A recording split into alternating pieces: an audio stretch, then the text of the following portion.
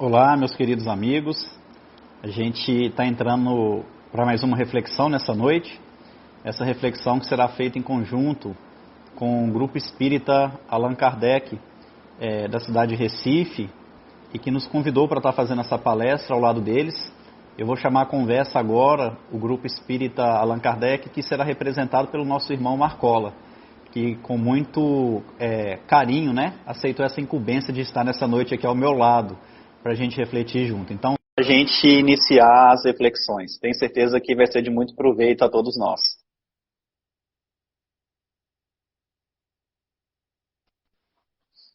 Oi, meu irmão. Boa noite. Olá, boa noite. Tudo em paz? Tudo tranquilo. Muito bom, muito bom. Estava lhe acompanhando lá na AME de Campina Grande, viu? Ah, que coisa boa. A gente estava lá com a Natasha agora há pouco, né? Foi muito bom. Isso. Então,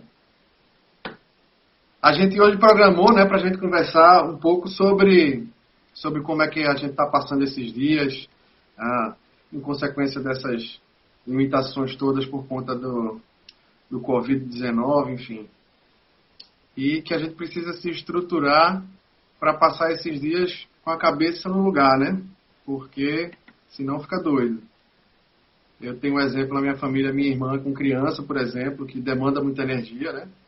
Enfim, e é difícil. Sem falar das pessoas que diretamente ou indiretamente sofrem com perdas de familiares, né?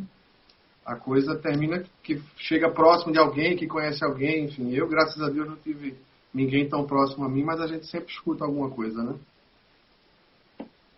Então a ideia é mais ou menos essa. Perfeito, meu irmão. Como que você prefere fazer a dinâmica? Você já quer que eu inicie a fala? Quer fazer uma oração antes? Quer que a gente lê uma mensagem? Como você prefere? Sim, sim, sim. Ótimo. Ok. Pai amado, agradecemos a oportunidade de podermos promover o primeiro encontro de palestra virtual de nossa casa, o GEAC, com auxílio e suporte do nosso irmão Rafael Lavarinho. Agradeço por mim, em nome de todos que mantêm sua saúde firme, e peço por nossos irmãos ao redor do mundo que estão direto ou indiretamente sofrendo as consequências do Covid-19. Agradeço pelo acesso à tecnologia que nos garante esse encontro, pelo conforto de nossos lares, pelas nossas mesas fartas, nossas noites aconchegantes. E lembro de tantos irmãos que mesmo antes da chegada desse vírus já se encontravam em situação de pobreza e que estão hoje certamente em condições ainda mais preocupantes. Sabemos, Senhor, que ainda temos muito o que aprender. E sabemos que mesmo no meio do caos, Tu nunca nos abandonas. Sabemos ainda que o tempo mostrará a todos que esse episódio veio para nos tornar seres humanos mais dignos de Teu amor. Que a humanidade não perca essa oportunidade, esse tempo de acordar para as grandes e verdadeiras riquezas da vida. O momento pede que nos cuidemos, e a distância nos mostrou que há muito não nos colocávamos tão próximos uns dos outros. Que as Tuas lições de amor possam cada vez mais serem contempladas nas casas, nas ruas, em todos os lugares. E o mais importante, serem divulgadas, né? Agradecemos ainda aos mentores e guias de nossa casa, que mesmo à distância nos auxiliam nos trabalhos e nas missões que nos mantemos firmes a desenvolver. Que a Tua paz, a Tua misericórdia e a Tua infinita compaixão esteja sempre conosco, que assim seja. Sim, seja. Muito bom, meu irmão. Eu começo a minha fala primeiro fazendo uma gratidão mesmo a vocês, né, do Grupo Espírita Allan Kardec, que desde a primeira vez que eu fui até a casa, me abraçaram, me acolheram com tanto carinho, abraçaram um projeto da APAC, né? Eu me lembro que a gente leva os livros, né, o Centelha do Cristo, nas palestras que a gente vai para ajudar a causa, e eu passei um susto bom, porque no dia que eu levei, a quantidade de livros que eu levei foram vendidos todos, né? Lá na casa, o pessoal abraçou o projeto, né? Tem apoiado até hoje, muitos, né? Continuam apoiando, e eu tenho certeza que isso não está sendo em vão, e o laço, né, que a gente criou de afinidade, o carinho que vocês me receberam, né? Foi realmente uma maravilha, desde os sorrisos até a saladinha de frutas tem lá que é muito boa também, então tudo nos cativa. E eu quero agradecer realmente o carinho, o convite, e falar que vocês podem continuar contando comigo para tudo. E dizer àqueles que estão nos assistindo que a gente não tem nenhuma pretensão de esgotar esse assunto. Tanto é que é um assunto ainda muito novo, a gente está aprendendo a lidar com as situações, mas a referência melhor que a gente sempre vai ter, Marcola, vai ser sempre o Evangelho. A gente sempre vai entender nas mensagens do Cristo explicações profundas sobre qualquer momento que a gente esteja passando. Seja provações individuais, sejam essas provações coletivas, né? Provações coletivas que são provocadas pela natureza, que são provocadas ao que muitos acham que é o acaso, outras que são provocadas pelo homem, e a gente vai perceber que a gente sempre sai muito mais forte de tudo isso. E como referência, eu gostaria de lembrar uma passagem, como primeira referência, que está no Velho Testamento, está no livro de Provérbios, lá no capítulo 3º, onde Salomão nos escreve o seguinte: Filho meu, não rejeites o corretivo do Senhor. Deus repreende o filho que ama, da mesma maneira o pai ao filho que quer bem. Então a gente já inicia entendendo que mesmo antes de Jesus vir, já existiam mensagens no Velho Testamento que fazia com que a gente pensasse, ponderasse, acalmasse as nossas emoções para que a razão falasse mais alto. Filho meu, não rejeites os corretivos do Senhor. E nós estamos passando coletivamente por um grande corretivo. E o que é o papel? Vamos colocar o próprio corretivo escolar, não é? O que o corretivo faz quando a gente está escrevendo? Ele normalmente apaga algo que está errado e faz a gente escrever de novo. Então, talvez nós estamos escrevendo a nossa vida de uma maneira equivocada e aí Deus traz o corretivo. E o corretivo não é só para apagar, é para apagar o que está errado, mas nos convidar a escrever de novo. E é o que Chico Xavier fala, que cada dia novo é uma folha em branco que Deus traz para que a gente escreva no nosso livro da vida um final diferente do que a gente tem escrito até esse momento. Portanto, filho meu, não rejeites o corretivo do Senhor, é muito atual. E ali, o salmista, aliás, Salomão, nos Provérbios, ele vem complementar falando que Deus, ele acaba trazendo esse corretivo aos filhos que ele ama. Porque se ele não nos amasse, ele não queria nos dar oportunidades para que a gente refizesse esse caminho. E aí a gente tem, por exemplo, uma mensagem linda de Meimei, recebida por Chico Xavier, que vem nos falar que Deus tem estradas onde o mundo não tem caminhos.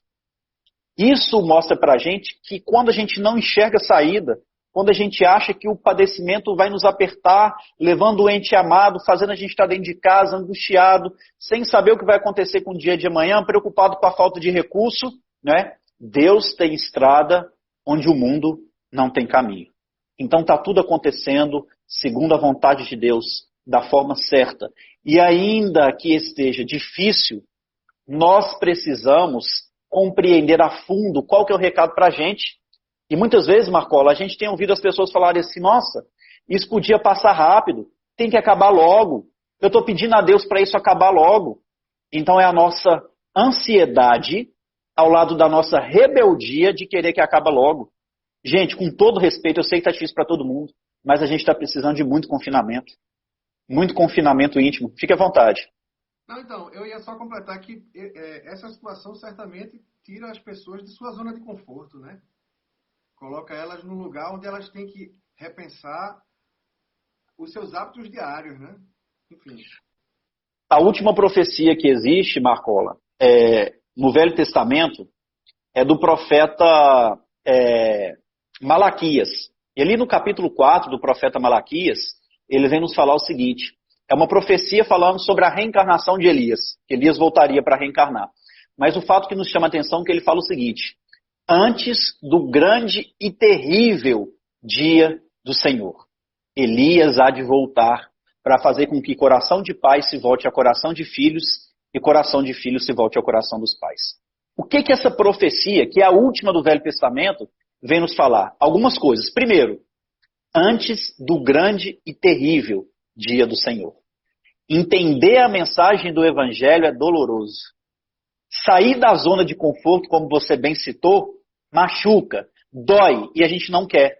A gente quer continuar nessa zona de conforto.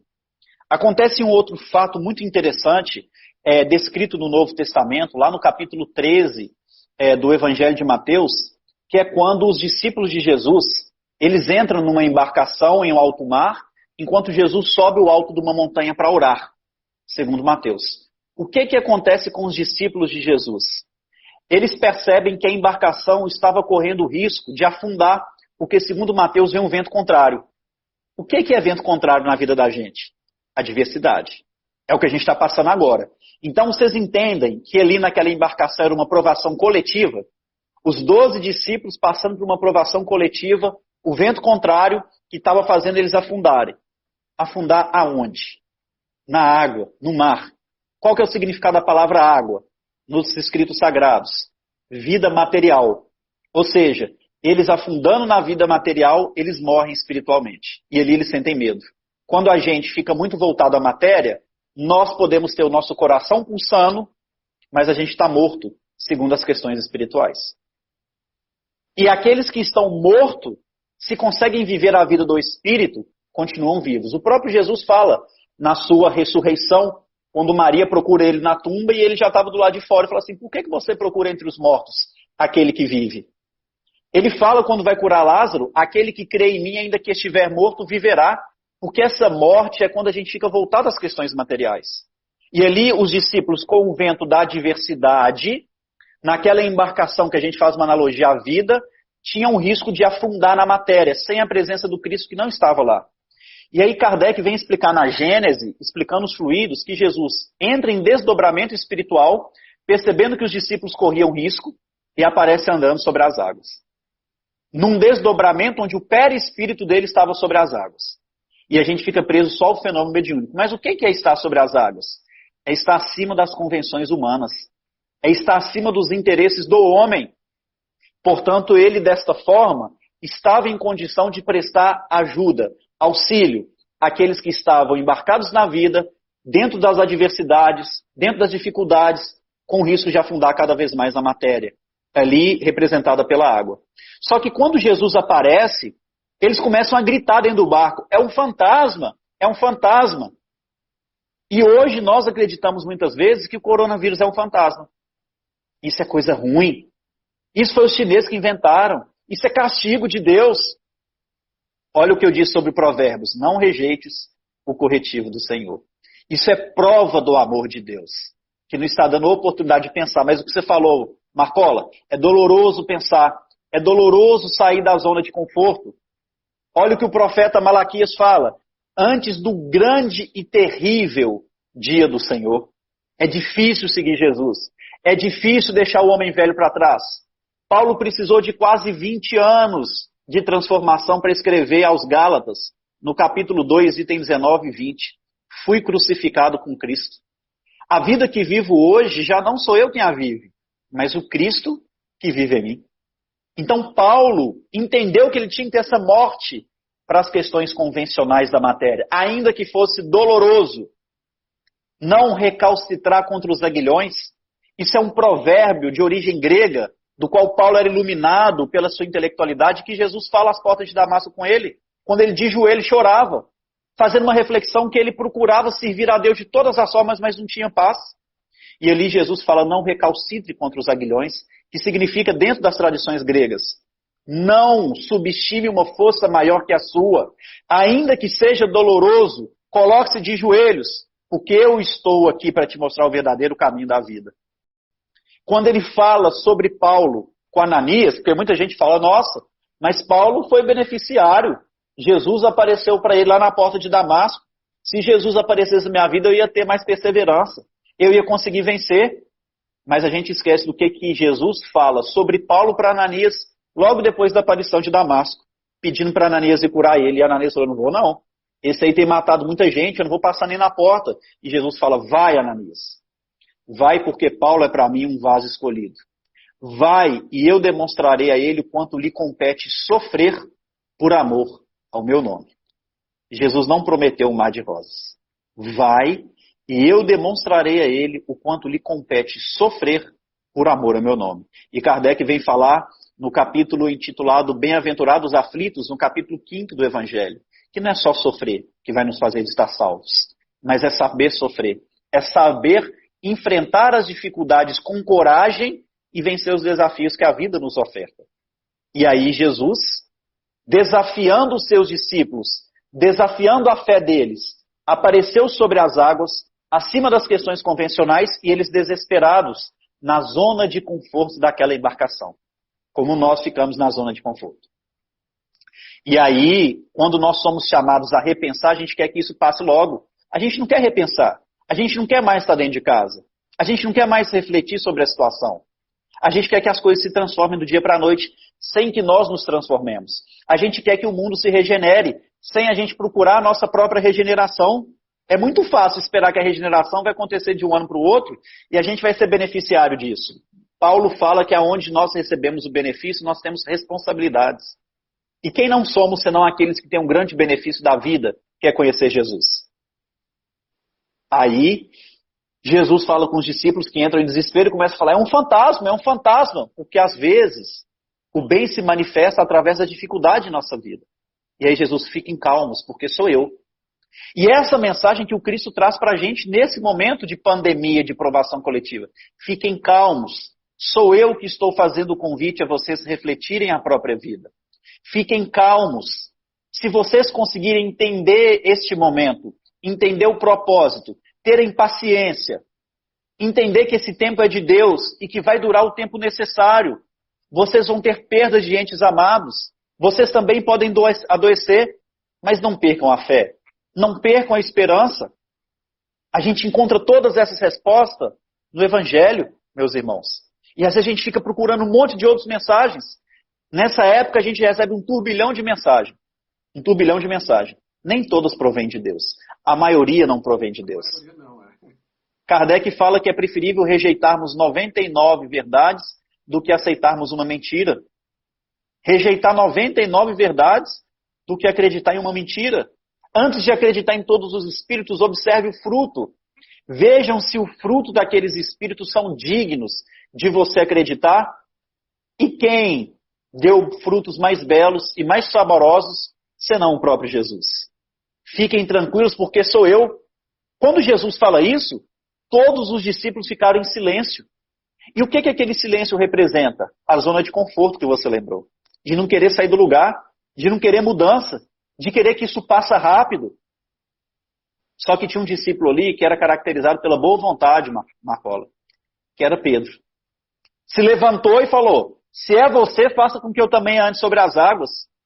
Ou seja, se é Jesus que está se manifestando na minha vida diante desses problemas, diante dessas dificuldades, faça com que eu esteja acima dessas dificuldades. Faça que eu me espiritualize com essa dor. E Jesus sabiamente responde a Pedro, vem. Não vai ser eu que vai transformar sua vida, não serei eu. Eu te dei o caminho, eu te mostrei a verdade, te mostrei a essência da vida, mas a caminhada é sua.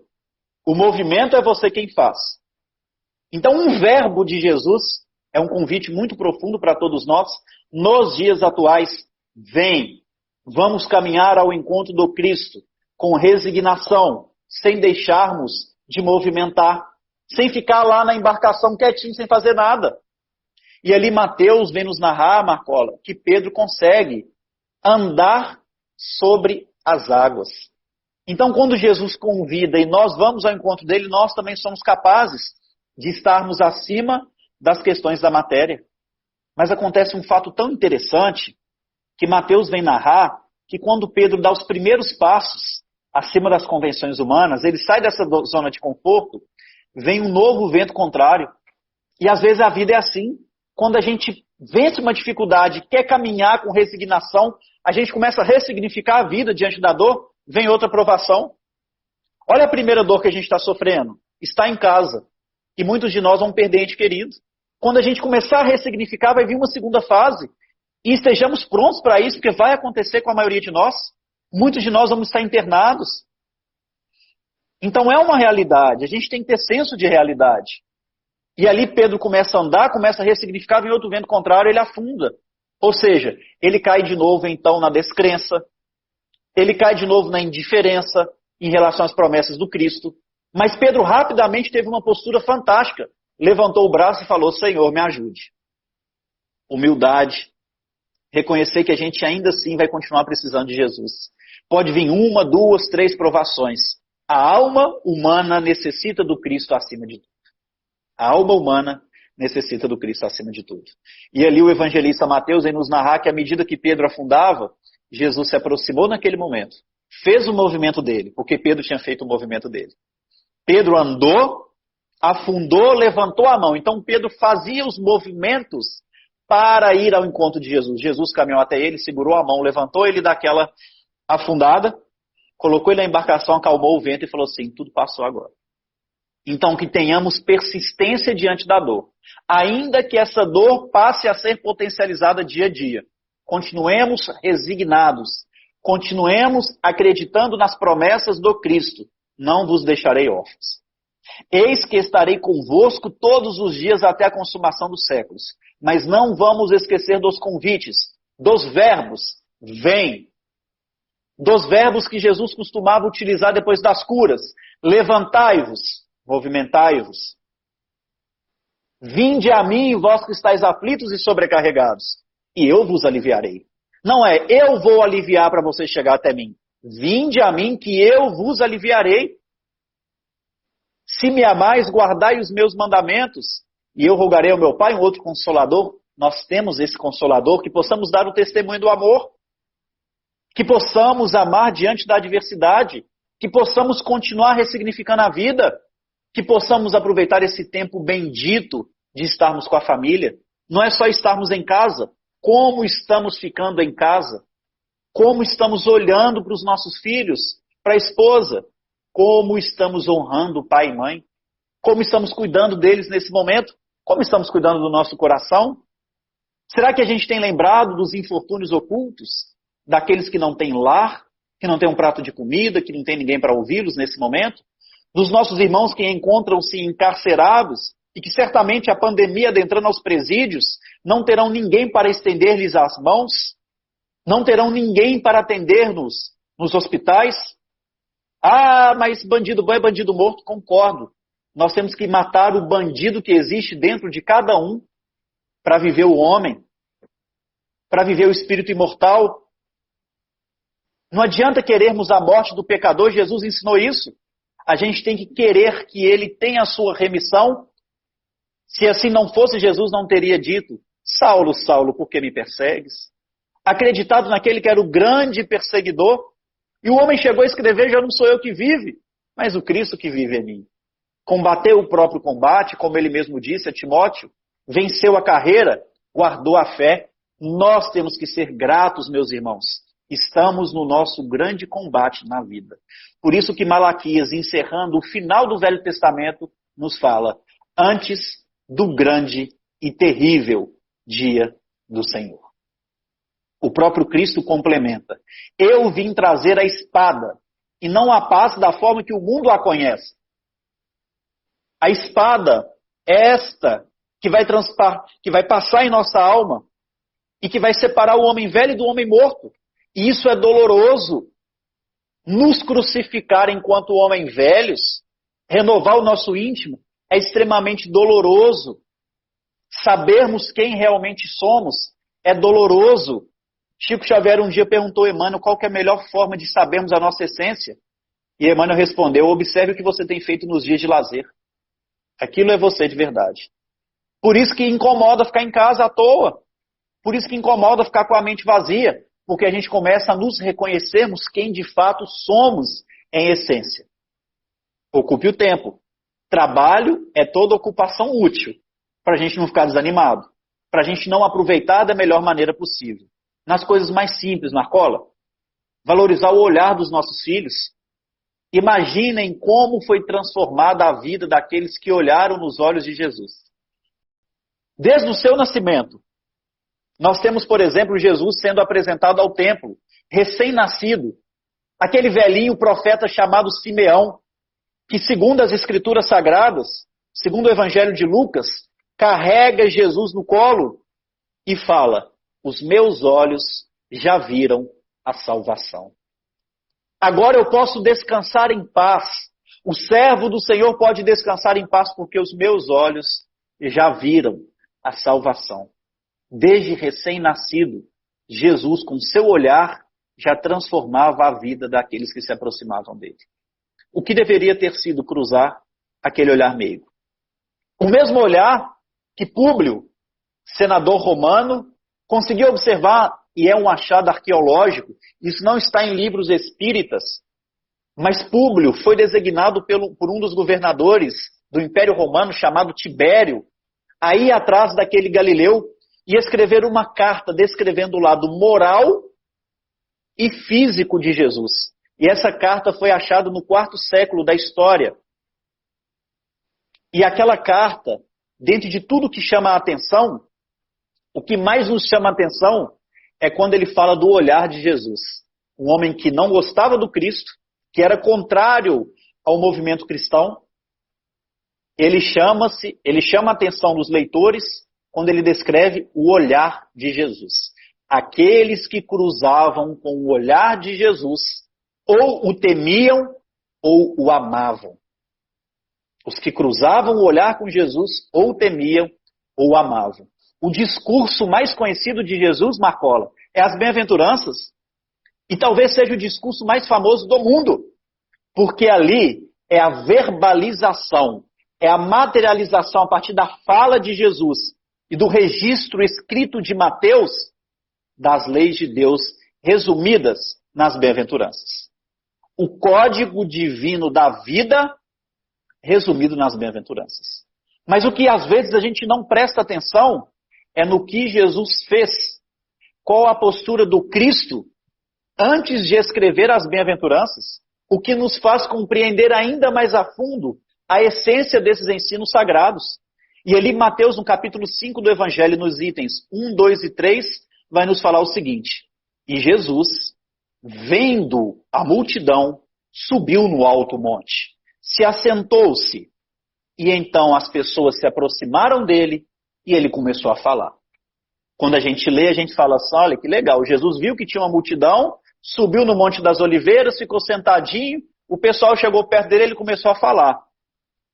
Paulo nos recomenda tirarmos o espírito da letra. O Evangelho é uma coisa tão santa, meus irmãos, tão sagrada, que a gente não pode fazer uma leitura tão rápida, uma leitura tão vulgar. A gente precisa tratar de forma santa, de forma religiosa, de forma sagrada esses escritos. Então, se a gente analisar, vejam só o primeiro item. E Jesus vendo a multidão. Como deveria ter sido aquele olhar? Será que foi só aquela multidão que acompanhava Jesus naquele momento? O próprio Evangelho nos fala que o bom pastor conhece todas as suas ovelhas pelo nome. Quem é o pastor da humanidade, senão Jesus? Jesus conhece todos nós pelo nome, em nossa intimidade. E quando ele fala Jesus vendo a multidão, não foi só aqueles que estavam lhe acompanhando ele no Monte das Oliveiras. Jesus estava observando todas as misérias daqueles espíritos ligados ao planeta Terra no processo reencarnatório, no processo de crescimento espiritual. Portanto, Jesus enxergava a minha miséria, a sua miséria, a miséria de quem está nos assistindo. E ali, tendo compaixão, tendo misericórdia, ele não só sobe no Monte das Oliveiras, mas quando fala que Jesus subiu a montanha, subiu ao monte, está falando de conexão espiritual. Jesus, em diversas vezes do Evangelho, era médium de Deus. O Espírito puro era médium do nosso Criador. Ele não era médium de outro espírito. Ou Jesus agia com o seu animismo, ou seja, com a bagagem espiritual adquirida ao longo de séculos como espírito puro, ou nos momentos mais especiais da sua passagem terrena, ele estava em conexão com o Pai. Ele era médium de Deus. Por isso que, em especial, no Evangelho de João, a gente vai ouvir diversas vezes Jesus falando, eu e o Pai somos um. Não é que ele era Deus, como muitos interpretam. Nesses momentos ele estava numa sintonia pura, profunda. Como, por exemplo, ele subindo no Monte Tabor, no monte onde foi feita a transfiguração, uma grande reunião mediúnica em praça pública, né, naquela montanha. Então, toda vez que fala que Jesus elevou-se, subiu numa montanha, ali ele já estava mediunizado, expressando da forma mais pura o pensamento e a vontade de Deus. Então Jesus, vendo a nossa miséria, se conectou com o Pai. Isso é muito profundo. É extremamente profundo. E às vezes a gente dá tanto valor a mensagens que chegam e a gente nem sabe a procedência. E no Evangelho nós temos uma mensagem de Deus, do Criador do Universo, o homem que rege as leis, sobre o grande médium da vida, Jesus. E a gente fica buscando mensagem nova. A gente fica criando ídolos. E a gente esquece de Jesus. A gente esquece do Cristo. E ali Jesus, vendo a nossa miséria, se elevou ao Pai. Mas o mais legal é que Jesus se assenta.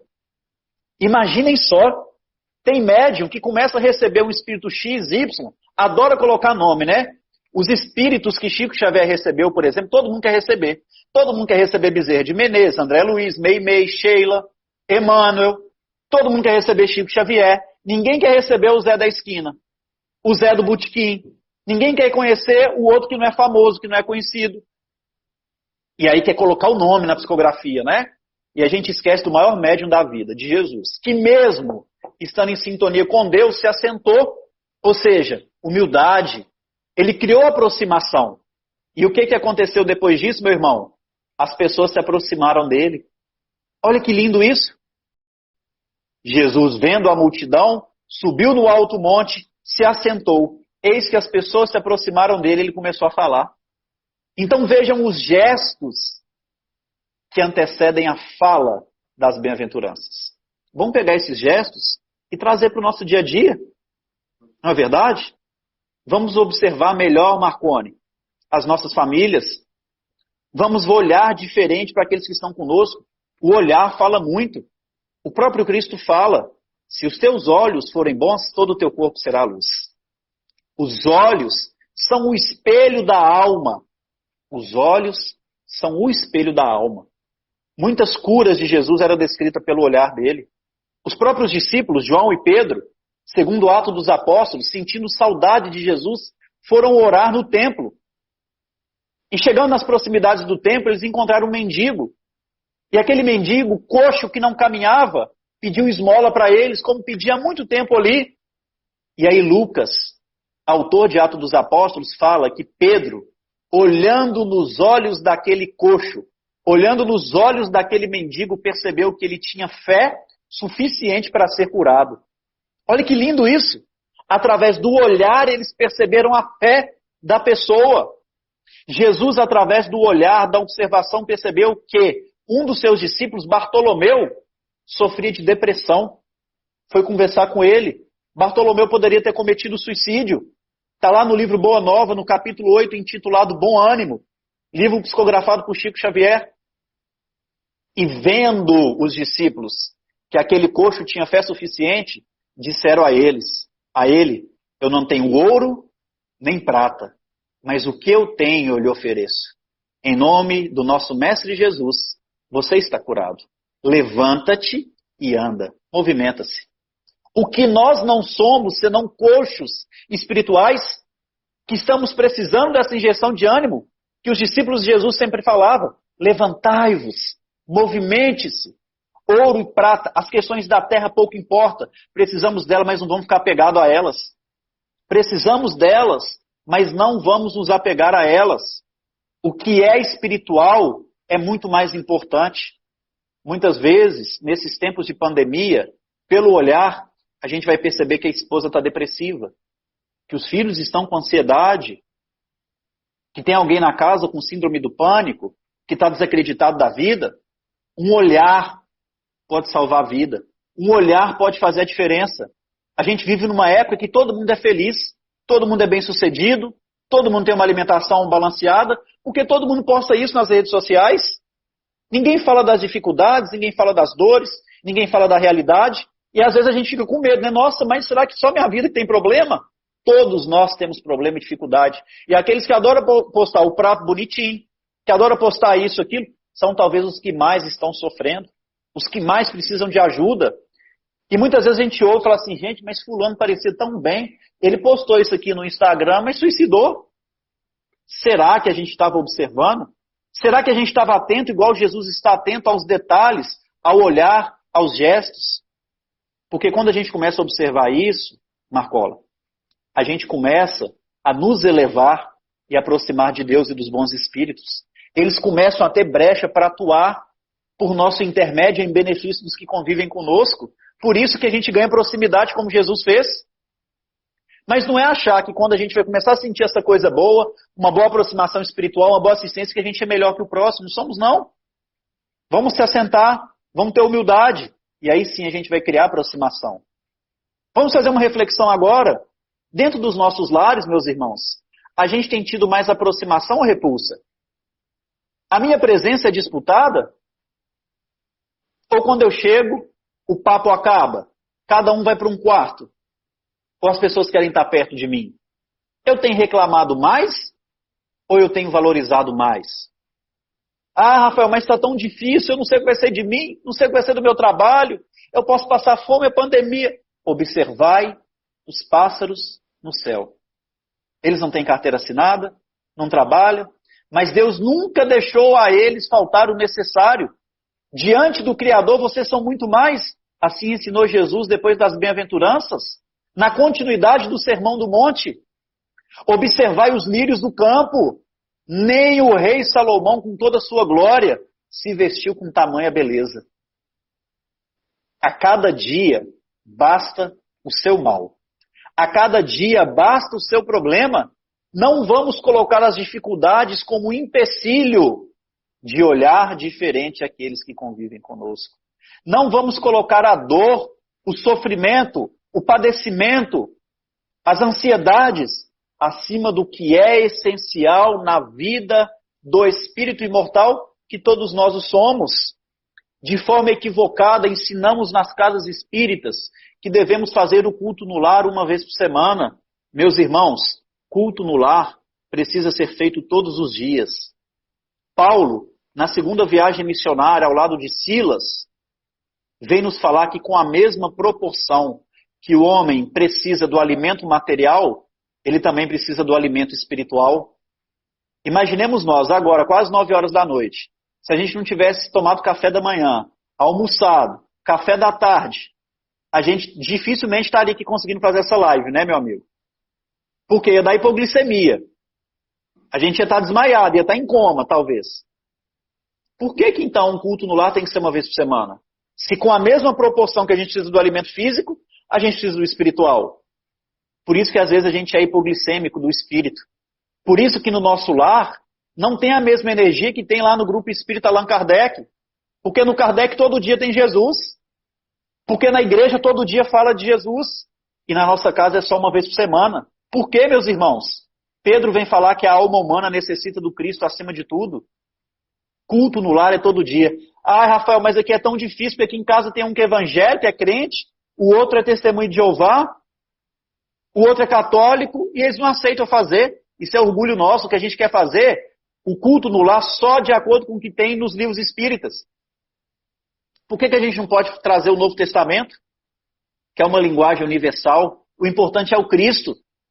O importante é a concordância. Vamos parar de colocar empecilho. Vamos parar de colocar dificuldade para a gente fazer dos nossos lares o maior e mais sagrado templo da vida. Vamos permitir que o Cristo esteja conosco todos os dias. Porque Ele prometeu estar.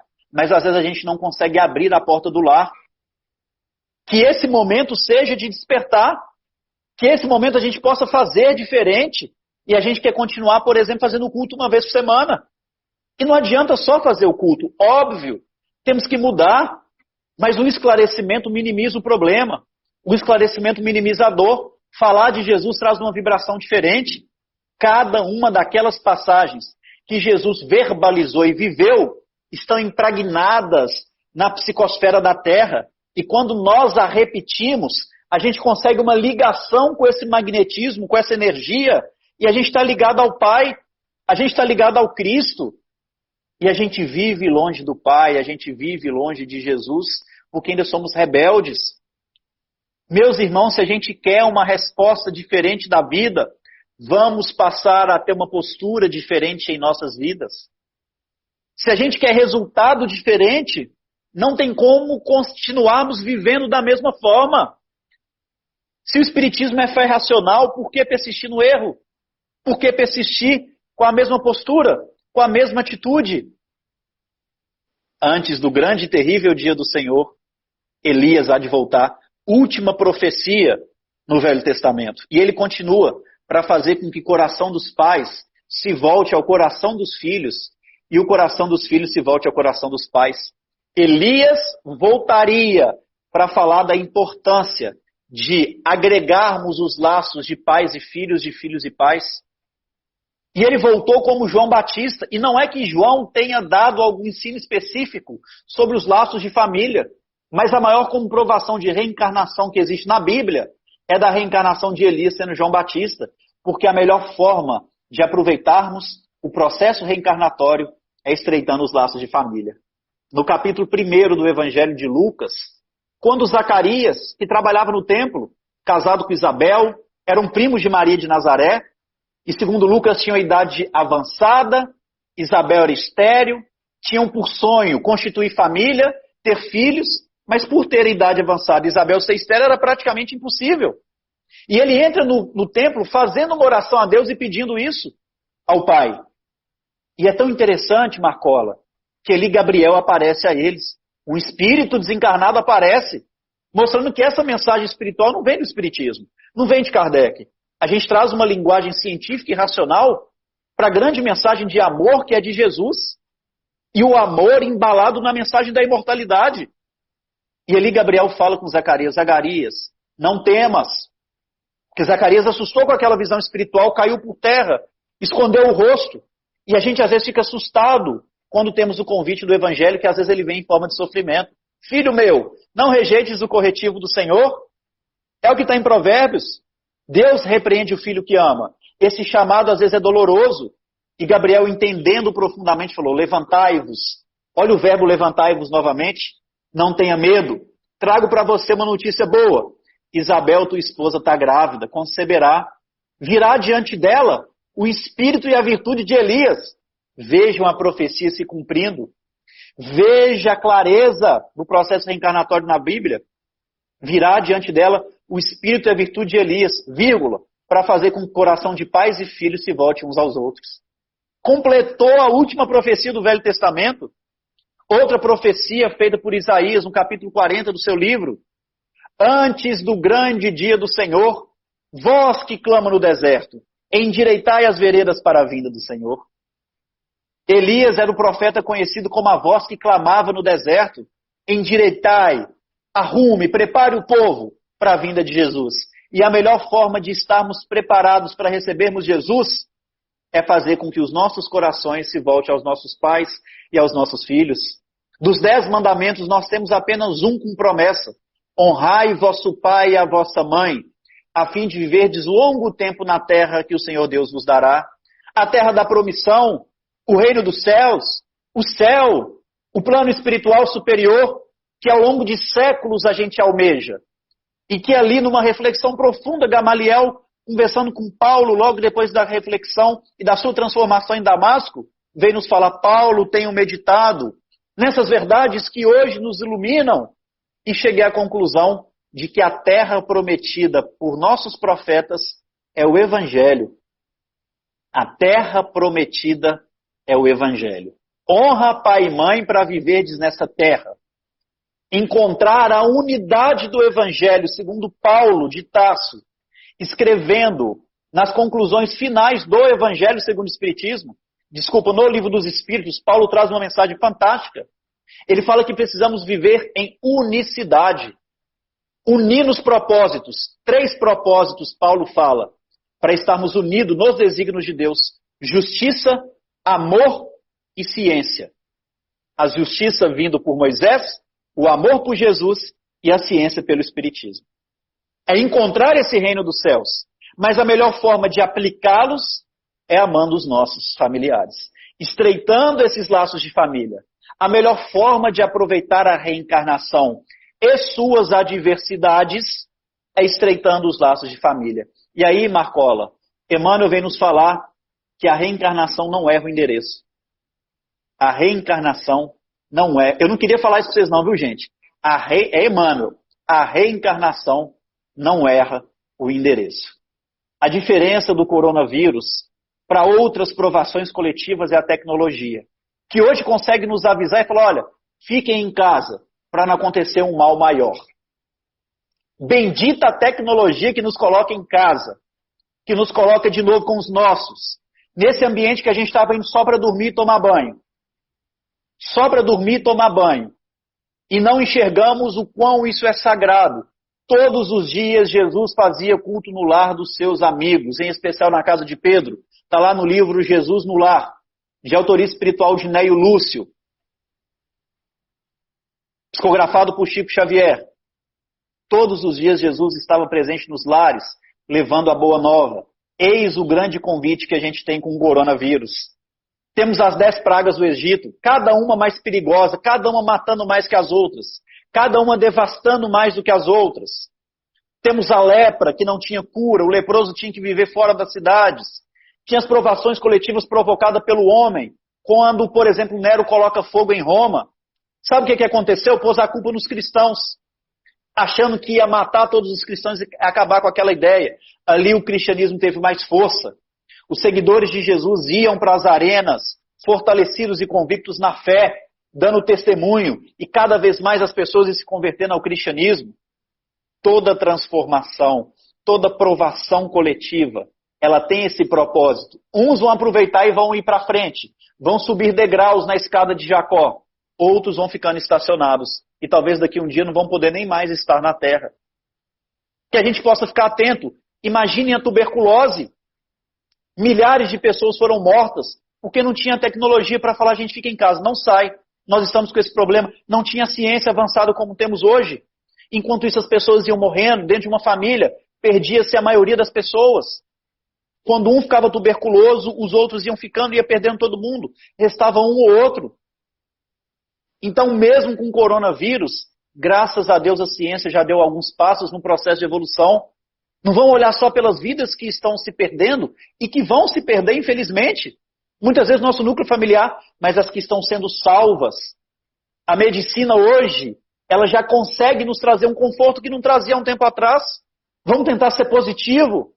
Vamos tentar entender tudo isso como um propósito de renovação. E eu finalizo a minha fala da forma que comecei, recitando Provérbios de Salomão. Filho meu, não rejeites o corretivo do Senhor.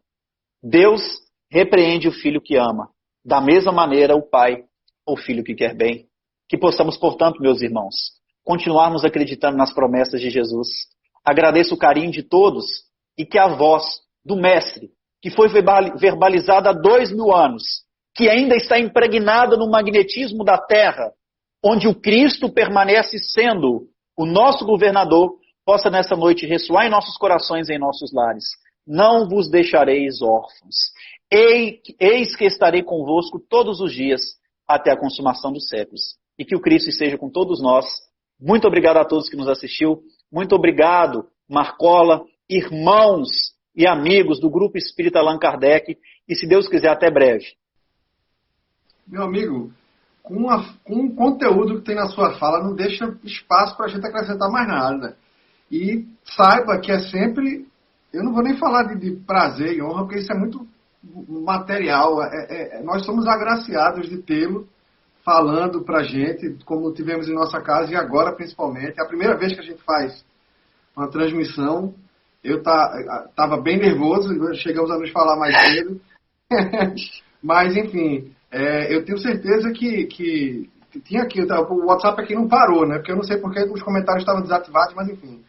Mas lhe agradecer sempre pela sua disponibilidade, pelo seu tempo. Eu sei que você é um cara absurdamente ocupado e obrigado.